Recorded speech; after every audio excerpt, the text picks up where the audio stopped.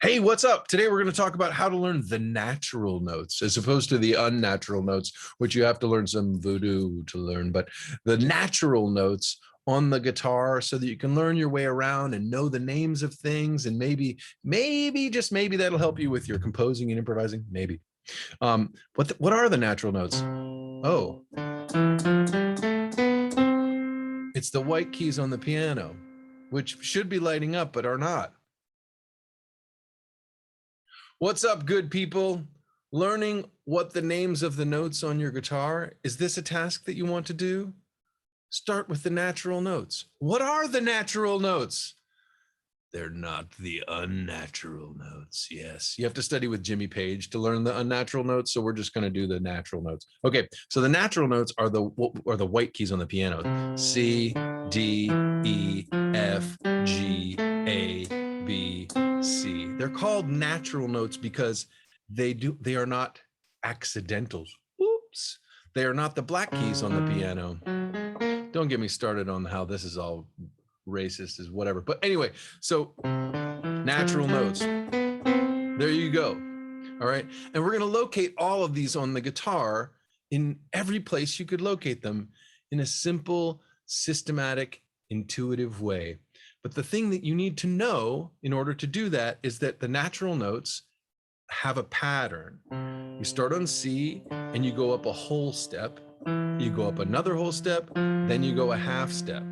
So you can see, oh, there's no unnatural note between these two natural notes.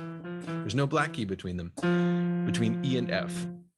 And then you go up a whole step, whole step, whole step, and then again from B to C. They're neighbors. There's no unnatural note. There's no black key between them.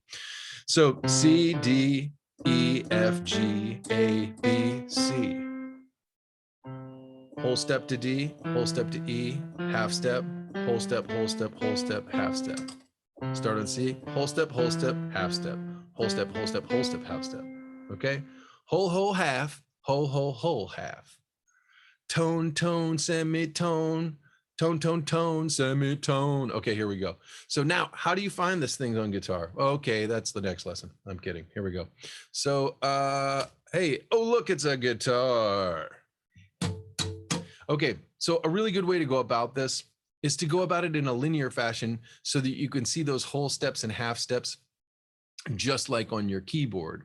And you learn one string at a time. It's always good if you want to learn something completely and thoroughly to do it one step at a time. So hopefully, maybe you learned the names of the notes in open position. That's a good thing to do too. If I start, there's a C. Right? I'm going to start from this C. This is our open B string, and we just learned, right? We just learned that from B to C is a half step. So on the guitar, half steps are 1 fret and whole steps are 2 frets. A half step, there's B is the open B string. And now if I play 1 at the first fret, that gives me a C. So then I go up a whole step, D, whole step, E, half step, F, whole step, G, whole step, A, whole step, B, half step, C. C, D, E, F, G, A, B, C. Okay, now here's the thing. You got to watch this now. Be careful. Be careful. Whoa, be careful about that. I don't know. Anyway, be careful. Now comes the part where you practice this and you say the names of the notes at the same time. But this is where you got to be careful. Don't just say the alphabet. You're naming places. These are musical places. That's what notes are. They're musical places. They're places that your voice or your guitar or your piano can go to. And so you're looking at a neighborhood. It's like you're walking down the street, right? And so you're starting here on your home base and you're like, oh, that's C. So you got to say to yourself, you got to look at it and go, oh, that's C, first fret. Yeah, my hand's there. I'm right in open position. You got to, oh my gosh, you got to think about it a little bit. I know people don't like to do that anymore, but taking some time and absorbing it. Ooh, this is what we say nowadays. We say, oh, don't do that. We say, be present. Be present. Take your time. Going slow is the fastest way. So C. Okay, there I am at C. D. Oh, okay, 3rd fret. Oh, on my guitar, there's a little snowflake kind of looking dot. D, C, D, E. Maybe that's enough for the first day, but maybe F, G. Maybe that's enough for the first day. So you go, oh, whole step, D, E, F. Yeah, okay, 6th fret is between the dots, G. It's as though you're naming places along a street. You're like, okay, there's the mom and pop bookstore. Okay, here is the mom and pop cafe. And then here is the mom and pop dog grooming shop. And here is the, of course, the mom and pop guitar store. And here is the alternative lifestyles equipment sales emporium. Okay. So I don't know what that could possibly be. So G, F, E, D, C. Go backwards, because the trap that people often find into is they're just saying the alphabet and they're not thinking about what they're doing, right? So you just take time. All of this learning music, learning your instrument, it takes time. Enjoy it. Be in there with it. Be present. G, F, E, D, C. So we had the alternative lifestyles equipment emporium, the guitar store, of course, mom and pop, the mom and pop cafe, was it? There was a cafe in there somewhere. And I think there was a book. I made up too much crazy stuff, but you get the point. It's much easier to remember. C, D, E, F, G. And you learn that on the first day and you got it. You'll come back the second day and you'll know it. If you practice one string for a week, you'll own it. All we got left is A, B, and C. And you can think of those as funny names if you want to too.